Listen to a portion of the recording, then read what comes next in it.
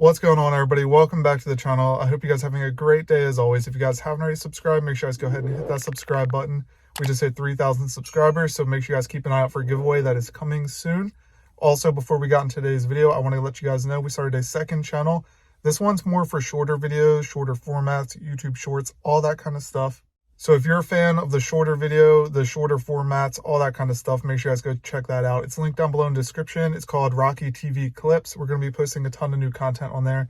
Stuff that wouldn't actually make it on this channel, but stuff we're going to be posting on there. So make sure you guys check that out if you want. The link is in the description for that channel. Now let's go into what we're going to cover in today's video. So in today's video, we're going over the short arms versus the long arms. I have two WJs. One of them is on a 4-inch Zone Off-Road short arm lift kit, and then the other one is on a 6.5-inch Iron Rock Off-Road long arm lift kit. So I do have pretty good experience with both of them now. I installed both of them.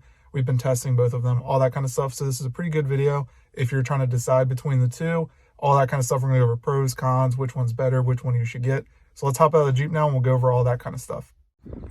All right, so here's my two WJs. This one's on short arms, this one's on long arms. This one we just built, and you guys have been seeing a ton of videos on it. So this is on the Iron Rock Off-Road 6.5-inch Rocklink Pro lift kit. It's really nice. And then this one is on the Zone Off-Road 4-inch lift kit. It's also very nice for the price range. This one is going to be around $3,000. This one's going to be around $750. So one is definitely much more expensive, but there's also a reason for that. And let's go ahead and show you guys that. So with short arms, you're not doing too much to your suspension. You're just raising it a little bit. So you guys can see factory mounting points for all the control arms, hence the name short arms. Then over here on the long arms, you guys can see you go from the axle all the way back to this bracket. That's the factory bracket. So you gain a ton of distance on this, and it's just a way longer arm, which results in better off-road performance. Since these arms are longer, you get a better articulation of your Jeep. So when you're off-roading in the rocks and you need to flex and stuff like that, this will do a much better job of that. It'll also give you a much smoother ride off-road because you can keep your tires on the ground at all times. And without lockers in these things, if you guys aren't going to upgrade your axles and add lockers or do a 1-ton swap, it helps to have this extended long arm. So your tires can stay on the ground for as much as possible and you don't lose traction and only get driven to one of the wheels. When you're running one wheel on both axles, you're basically in two-wheel drive still, just different wheels. So I'm going to go put a picture of both of these flexed up in the corner for you guys to check out so you can see the difference. So as you can see, the long arms definitely travel a lot more, but that's not saying short arms aren't a good option. Long arms are just what you're going to need if you want to build a very capable off-road rig. Now, if you're looking to build a moderate off-road rig, you're not going to be wheeling all the time. Short arms will do the job for you. That Jeep was never built to keep up with the Wrangler.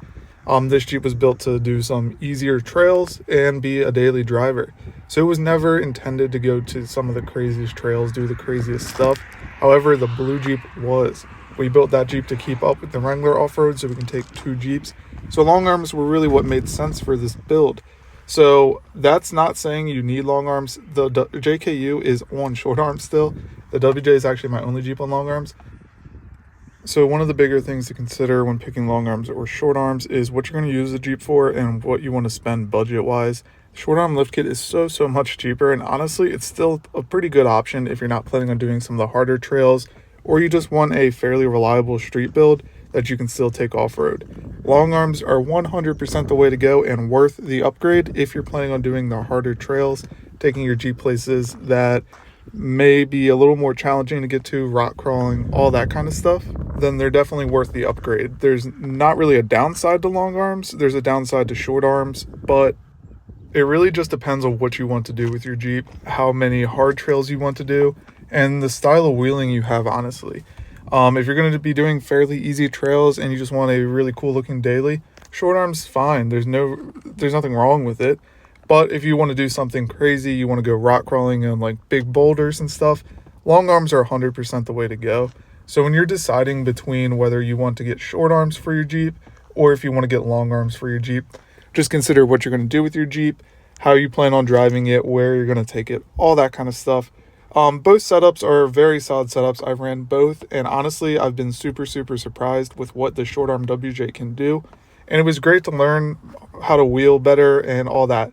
You don't need a crazy build. This Jeep is on short arms still, and it does really well off-road. So you don't need long arms to go off-road. They just help a lot.